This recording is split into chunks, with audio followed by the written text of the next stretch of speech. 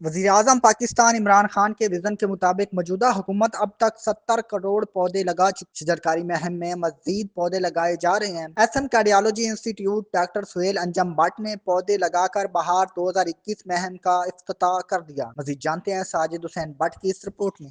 MS cardiology institute doctor Suhail Anjum Bhat ने पौधे लगाकर बहार 2021 मुहिम का इफ्तिताह कर दिया। कार्डियोलॉजी इंस्टीट्यूट में पौधे लगाते हुए MS ने कहा कि ग्रीन पाकिस्तान मुहिम का हिस्सा बनकर हम आइंदा नस्ल को आलूदगी से बचा सकते हैं।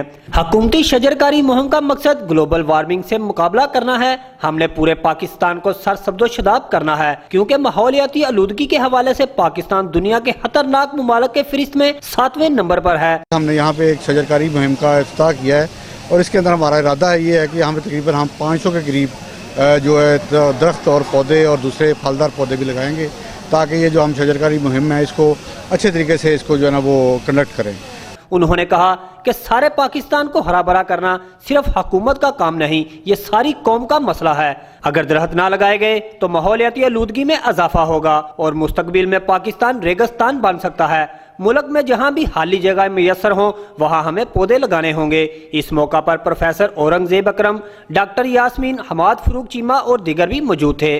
कैमरा टीम के हमरा साजिद हुसैन भट्ट, City 5 न्यूज़, वजीराबाद।